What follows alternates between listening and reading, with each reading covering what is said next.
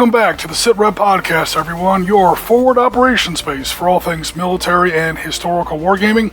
I'm your host, Ariskini Jim, and today we are back to wrap up, for now, our series of wargames and discussions commemorating the 80th anniversary of the Battle of Kursk. Specifically, we're concluding our 15mm wargame, recreating a very small slice of what many consider to be the climax of the Battle of Kursk, the epic tank clash at Prokhorovka, 12 July 1943. Part 1 of this episode is already on our channel. There's a link to that video in the description. Check it out if you're interested. As we've been covering on this channel, the Battle of Kursk takes place on the Eastern Front between Germany and the Soviet Union in July and August of 1943. Now, the background and context for this enormous battle has been covered extensively in some of our recent uploads. Check out these videos if you're interested in this material. For now, suffice it to say that Operation Citadel, the German attack that ignited the Battle of Kursk, has more or less run its course by this point. However, the 2nd SS Panzer Corps under General Paul Hauser is making one last momentous shove toward a general breakthrough. Against all odds, they might actually pull it off, and it's this threat that has prompted the Soviet High Command to release at least 2 full armies out of their strategic reserve weeks ahead of schedule. One of these Soviet reserve armies, the 5th Guards Tank Army under Lieutenant General Pavel Rotmistrov, has been reinforced just the very night before and has now been hurled into the teeth of Hauser's 2nd SS Panzer Corps near a tiny Soviet railroad town called Prokhorovka, the setting for what many still consider to be the largest single-field tank engagement in history. Although popular mythology and casual history buffs have somewhat exaggerated the scale of the Battle of Prokhorovka, this was a huge battle nevertheless. We're talking about 1st, 2nd, and 3rd SS Panzer Grenadier Divisions, 18th, 29th, 2nd, and 2nd Guards Tank Corps, 5th Mechanized Corps, elements of at least 2 Soviet Guards Airborne Rifle Divisions. That's about 10 total divisions in all on one general battlefield. The scale here is absolutely insane, and this is the size that we are very feebly trying to convey in our 15mm wargame. What passes for a rule system I wrote myself specifically just for this scenario. The overall goal was to keep the design on just half a sheet of paper. Given the size of the game, the number of units, the size of the table, the number of players, I thought it best to keep these rules nice and trim. And so far, it's been working great. The players have picked it up right off the bat, and the German and Soviet units have had some furious engagements. For example, both the Germans and the Soviets have had their right wings pretty much completely blown off. We started off with 127 tanks, tank destroyers, and assault guns, maybe 170 units altogether. I'd say at least half of that is already gone. The Germans are slightly winning on objectives, but some of the most powerful Soviet units have yet to engage. Either way this game turns out, though, just please remember that the engagement at Prokhorovka is by no means the end of the Battle of Kursk. Think of the Battle of Kursk as a giant war game. Well, the Germans have had their turn with Operation Citadel, but now the Soviets are about to kick off Operations Kutuzov and Rumyantsev, and no game is complete until both players have had their turn. So what I'm trying to say is that we're going to be coming back to the Battle of Kursk a little bit later in August. Watch this space for some more content going forward. Another big reason the Germans would quit the Battle of Kursk was the American and British landings on Sicily, taking place at the exact same time over there in the Mediterranean. This is something else we're going to be covering here on the Sitrep podcast, so keep an eye on this space for that imminent content as well. But for now, we're still on the field at the Battle of Prokhorovka. We've got 2 huge 15mm armies absolutely tearing each other apart. Let's go back to the footage and see who's still standing when the smoke clears. Obviously, the game is already underway, so let's not waste any time. These 2 T-70s here on the extreme Soviet right have moved into this wheat field, and they're going to engage these martyrs here on the German left. Now, this measuring stick was a player aid that I created. It helps us run the game without even using the charts. So those T-70s have 45mm guns. You see there's a 7 there. That's 7 or less to hit on a D10. So they move, they get 1 shot, they do score a hit, and then the penetration value was 6 minus the martyr's armor, which is only a 2, equals a 4 chance to penetrate on a D10, and Mark has scored 1 penetration on the martyrs. So again, Soviet guns, they're not as accurate as German guns. They certainly don't penetrate as well. They don't even come close to the same muzzle velocities that the Germans had. However, once they get close, their accuracy and penetration values start to approach those of Germans. The Soviets want to get close. The Germans want to keep those engagement ranges long. Later on in the turn, Mark's going to fire with these Churchill. These are Lend-Lease infantry tanks from Great Britain. By the way, they belong to the 36th Separate Guards Heavy Tank Regiment, part of the 18th Tank Corps at Prokhorovka. Looks like he has scored a hit and a penetration and knocked out another German Mark IV. Meanwhile, some German grenadiers have moved forward to occupy this barn. They're not on the roof of the barn, clearly they're inside the structure. That's an objective point, and on this geographically compressed table, this roughly approximates Oktobriyski State Farm, one of the key features on the Prokhorovka battlefield. What I really want to see happen are these Su-152 assault guns move forward and engage either German anti-tank guns or infantry. That's really their bread and butter. We are now at the end of turn 2, and before we start turn 3, we wanted to just pause for a moment and take a bit of a status report, not only concerning the losses sustained by both sides, but also possession of these various objective points. So like we were saying in part 1 of this episode, the Germans have taken a bit of a pounding over there on their right, but here on their left, they're pretty solid. There's one Mark IV burning there and a couple of mortars. Other than that, they're in pretty good shape. Those Tigers have taken a lot of long-range covering fire and really shot the Soviets to bits on their part of the battlefield. But the further that we extend into the German right, clearly all these smoke markers, the Germans have taken a lot more damage over here. John has hit Tom very, very hard on this part of the table. One of the big efforts that John made was pushing a lot of tanks onto this berm that carried the Belgorod to Kharkov rail line. That was one of the famous geographical features here on the Prokhorovka battlefield. We see where a lot of Mark's KV-1s and Churchill tanks are on fire, where his opponent Mike has made pretty good use of his Pak-40 anti-tank guns and naturally his Tiger heavy tanks. And yeah, while the Germans have taken a lot of pounding on their right wing and are doing pretty well on their left, with the Soviets it's pretty much the same. Both sides have taken a lot of pounding on their right wings, and if I didn't know any better, I would say this battlefield's about to rotate on its own axis as both sides advance on their left wing. To start off turn 3, the first thing the Soviets are going to do is fire the remnants of their Su-85 battery and take some long-range fire on these Tigers that have now emerged from behind the Prokhorovka railroad berm. Okay, so the process here is going to be a little tricky because some of the Su-85s have to shoot through enemy cover, some of them don't. So the basic process is you find your unit, you find the range at which you're firing, and that number there in blue, in this case a 7, that's the chance that you have to roll on or under on a D10 to score a hit. Alright, so once John has resolved that he has scored some hits, it's time to penetrate. You take your penetration at the appropriate range, that's the number in yellow, and you subtract the enemy's armor. In this case, at this range, about 4 feet, an Su-85 has a penetration of 11. The Tiger has an armor rating of 7. So 11 minus 7 is 4. That's the chance that John has to match or get beneath on a D10 to score a penetration. He gets to roll 1 penetration roll for each hit that he scored. That's pretty much 80% of the rule system right there. I told you I kept this ridiculously simple because of the scale of the battle that we were trying to stage here.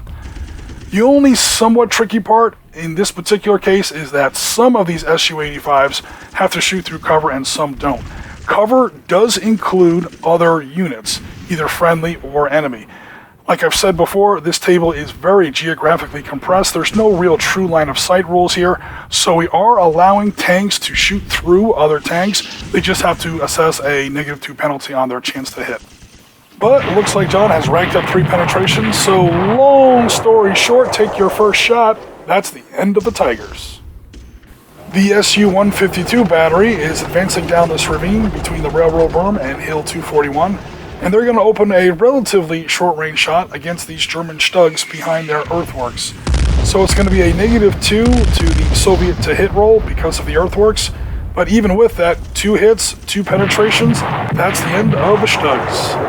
The 2nd Tiger platoon is coming in for a little bit of payback on a double fire order. 3 tanks, they get to shoot twice, so that's 6 total shots against those Churchills. They have a 7 chance to hit at this range, but they only get 3 hits. And now to penetrate against the 6, they get nothing. Oh my god. Alright, so I don't know if the Germans need to sprinkle their dice with holy water, schnapps, some Oktoberfest beer. Long story short, take your second shot. They just can't buy a break. The Germans are still trying to turn things around. They're moving forward with 2 Mark IV tanks, and they're engaged with a whole battery of Su-152s, nose to nose, muzzle to muzzle. I don't like their chances, I'm not gonna lie. But they have scored 2 hits, and against all odds, one of those rounds has penetrated. I'm asking the players to please select my ugliest Su-152 as the unit to be destroyed. It's literally one of the first miniatures I ever painted. You're the ugliest duckling on the battlefield, buddy, but sorry, you're the first to go. Beginning of turn 4, and so many units have been destroyed on both sides, the battlefield is actually starting to get a little open for movement. So we see some German grenadiers moving forward through the wheat field. They might be making a play for that objective over there. And back over here at the Railroad of Death, yeah, that last Mark III just bought it big time. Those 3 T-34s just opened fire on it at point-blank range. It's been killed like several times over. That's pretty much the end of him. And we're really just sort of taking a census of what's left, not to be cute about it. Looks like we've got some Su-152s. Those Su-85s up there on top of the hill are still mostly operational. One's been knocked out earlier in part 1 of this episode. We've got 1 platoon of T-34s on the other side of the highway. I should note, all that infantry with the little red stones on them, those are all killed. So what wound up happening there is those were Soviet tank riders, and we do have a rule in this game for what happens when a Soviet tank carrying tank riders is hit, and we're just putting the unit on the table and marking it killed for victory point purposes at the end of the game. These Su-152s, there's now 2 of them burning. They're going to go ahead and retaliate against these German Mark IVs that have been harassing them. I say harassing them, 2 out of 5 have been killed. But, okay, those Su-152s just scored 2 hits, and at this range, I don't really like the Mark IV's chances. They have a 4 in armor versus 14 penetration. That's literally a 10. So you can't roll an 11 on a D10. Those are going to be 2 Mark IVs destroyed without even picking up the dice once you score the hit. And we are really running out of kill markers on this table. Getting near the bottom of turn 4, the Soviets have fired most of their units, particularly over here on the western end of the table along the banks of the Psel River. So this allows the Germans to use a lot of double movement orders for rapid advances across this open terrain and start to reinforce their positions around some of these objective points. So this is what I was starting to suspect was going to happen. With so much damage being done to both sides' right wings, the 2 armies are going to start to advance along their left, and they're almost going to start to rotate, at least partially, around each other. How desperate are things on the German right wing? Mark IIIs are now going to engage Su-152s at near point-blank range. So the Tigers couldn't stop them, the Mark IVs couldn't stop them. I'm not sure what chance the Mark IIIs have, to be honest. Alright, so they did score some hits on the Su-152s, they just couldn't get through the armor. And this is where we are at the end of turn 4. Here is the general situation at the beginning of turn 5. We're on the Soviet side of the table, by the way, looking from north to south. So many units have been knocked out, it's actually quicker to list what's left. So let's do that real quick. We've got Soviet Su-85 assault guns on Hill 252. The Su-152 assault guns have bypassed Hill 241. And there we see some more T-34s hiding behind the railroad berm. What we're probably going to see is a big wheeling motion around the Soviet left to hit the German right. Meanwhile, over here on this side of the table, along the banks of the Psel River, it's pretty much the opposite. The Germans are making a rush toward this building here that represents the small historical town of Mikhailovka. Here's Oktoberfest State Farm, which the Germans also already hold. And now it looks like John is going to begin that big flanking movement I was talking about, where he's back on the high ground, he's taking point-blank fire down on those hapless Mark IIIs. They didn't last very long. Now the only German unit left on this whole side of the table is that Pak 40 gun. So yeah, that's not great. It looks like there's going to be a general collapse from east to west, and the battle is going to turn into a bit of a pinwheel as the reverse happens on the other side of the table. John now executes the maneuver, which I have been anticipating with a simultaneous mixture of both excitement and dread. The Su-152 assault guns advance to the south and then pivot westward, where they will open fire on the Grenadiers occupying Oktobriyski State Farm. Okay, so this is the first time we're using high explosive against an unarmored target, so the system here is a little different. First of all, the chance to hit is the same. So we're under 2 feet. There will be a -2 penalty against the Su-152s because the German Grenadiers are in a building and thus considered undercover. So John makes his roll for his 3 assault guns. They did move, so they only get 1 shot. 1 and a 2. Those are both hits. So now we do the damage. We don't use the armor penetration number. We just use that red number there. It's a 7. You can't use the armor penetration number because there's no armor on the infantry to subtract against it. So basically it's 2 chances at a 7. Long story short, take your 3rd shot. There's now a thermonuclear mushroom cloud rising over that barn.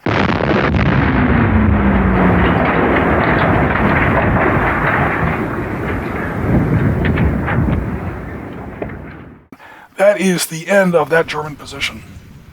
So since the Germans have more or less won the battle to the west, what they're trying to do now is detach units over to the east to keep that part of the battle under control and run out the clock. Tigers have pivoted to the east and destroyed that whole platoon of T-34s. And yeah, here we are at the beginning of turn 6. So the Germans have now occupied Mikhailovka over here on the banks of the Pasel River. They still technically hold Oktobriyski State Farm. They just paid one hell of a butcher's bill for it. Again, we see more and more German units heading from the west toward the east to at least try to keep things together over here to the east to grind down remaining Soviet units and hopefully win the game. Unfortunately for the Soviets, now that both sides have destroyed each other's right wings and the battle has pivoted, it's no longer a battle from north to south. It's now a battle from east to west. And what that means is all the engagement ranges have reopened. And again, at long range, the Germans will always win these tank duels. So those Su-85s are doing the best they can. They did score 2 hits on these Tigers, but their chance to penetrate was only a 2, and the Tigers' armor has held. Here's a look at the reverse slope of that railroad berm near Prokhorovka rail station itself. You see the absolutely horrific price that both sides paid for possession of this high ground. It's over, Anakin! I don't think it's really going to matter at this point, though. All the German Pak-40s are going to pivot and start taking shots at the Su-152s. There's going to be 1 gun at short range, 1 at medium range, and 1 at long range. Because again, they were originally deployed along an east-west axis, and the Soviets are trying to roll up their line. They score some hits, but nothing gets through. And then those Su-152s fire and knock out 2 of the Tigers. So clearly this is the one part of the battlefield where the Soviets are still managing to engage the Germans at something like long range. Let's see if they can exploit that advantage. Beginning turn 7, I didn't think we were going to reach turn 7, to be honest. First thing that happens, the Germans take a short-range 88 shot with their last remaining Tiger and blow up that Su-152. The Soviets immediately return fire and the Tiger's armor holds. That was a very loud gong on the side of that turret. Meanwhile, the Soviets have lost another of their Su-85 assault guns from long range Mark IV 75mm tank fire from way over at their positions at Mikhailovka and Oktobriyski State Farm. So again, long range German tank fire for the win. The Soviets, conversely, are trying to engage those Tigers from clear across the table. Long range Soviet tank fire is pretty terrible. But if anyone's going to get it done, it might be these Su-85s. So the chance to hit is a 4. They only scored 1 hit. Now the penetration's pretty bad. 9 minus Tiger armor of 7 equals a 2. But he scores a 1! And there goes the very last German Tiger, smoked. Alright, so as many times as I've been saying that the Germans more or less have this game wrapped up, every time I say that, the Soviets pull another big move like this out of their hats, and despite all of their ballistic disadvantages, they are still alive, they are still in this game. Beginning of turn 8, I still can't believe that the game has gone this far. But the only thing the Soviets have left are these 2 Su-152s. that have now fired and smoked this marker. So yeah, we have completely run out of smoke markers. We're down to little white cotton balls at this point. That's how big this game was. And now it's down to see what the Germans have left. There's really not a whole lot. There are all three of their Pak 40 7.5 centimeter anti-tank guns left. They will have to pivot to engage those last Su-152s. Meanwhile, all other remaining German units are rolling up the Soviet backfield. And midway through turn 8 is where this game will be officially called. By this point, the Soviets literally only have one vehicle left, this sole remaining Su-152 assault gun. Meanwhile, the Germans are advancing off of their positions at Oktoberski State Farm and Mikhailovka to roll up former Soviet positions on hills 241 and 252. So looking at the map, the Germans control 3 objective points. This one here, okay, there is a Soviet Su-152 nearby as well as a German Pak 40 anti-tank gun. But to be perfectly honest, neither side actually has an active unit within the required 5-inch radius of the objective point, so we'll go ahead and call that objective point as open. So that gives the Germans a score of 3.5, so to speak, objectives under their control. The Soviets retain 1.5. By that score, this goes down as a German win. Alrighty folks, the thunder has abated, the guns have fallen silent, the smoke has cleared. We have completed our very humble attempt to recreate a small sliver of the Battle of Prokhorovka. Altogether, Soviet losses are damn near total, German losses are nearly total. The Germans hold 3 of the objective points, a 4th one is kind of under contest a little bit. So let's go ahead and say the Germans hold 3.5 objective points, the Soviets hold 1.5 objective points. Either way, this game is going down as a German victory. Overall, I generally try to avoid critiquing anyone's gameplay or anything. I'll say this much for the Germans though, they stuck to their guns in the face of some catastrophic luck earlier in the game and managed to persevere and pull out the win. The Soviets, meanwhile, definitely took to heart the advice to close the range as quickly as possible. Soviet guns hit almost as hard as German guns, up close, further away, not so much. This happened pretty well up on that railroad embankment. Maybe if it had happened across the whole battlefield, things would have turned out a little bit differently. I'll say this much, it was definitely a good move by John to clear out that big German overwatch position of Stugs and Mark IVs and Tigers there by the railroad station itself. The idea, however, that Soviet guns in turn were going to be able to provide overwatch for their left wing was just not going to happen. Soviet guns just don't have the range for that. One exception to that was that battery of Su-85 assault guns up there on what was roughly approximating Hill 252. Those guys got up into position and wreaked a whole hell of a lot of havoc across pretty much the entire German right wing. I won't lie, it would have been cool to see those Su-152s get into action a little bit sooner. We saw what happened when they took a single fire phase against those German grenadiers holding that objective point in the center of the table. I would have also liked to see what might have happened if that Soviet tank-riding infantry had a better chance to take an active role in the battle. As it is, they were pretty much wiped out just trying to engage. We covered this earlier, but one more time, please remember that the engagement of Prokhorovka was by no means the end of the Battle of Kursk. To make that point, we're going to be coming back to the Battle of Kursk later on in August for some of these big Soviet counterattacks that we've been talking about. We've also got some game videos coming out recreating key engagements during the Allied invasion of Sicily. Again, the Americans and British were invading Sicily just as Operation Citadel was hitting its climax. So that's where we're going to leave it for now, folks. Thanks very much for watching. Please remember to like, comment, and subscribe if you enjoyed this content. Please remember to hit that notification bell.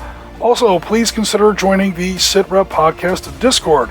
There is an auto-accept invitation link to our Discord in the description of this video.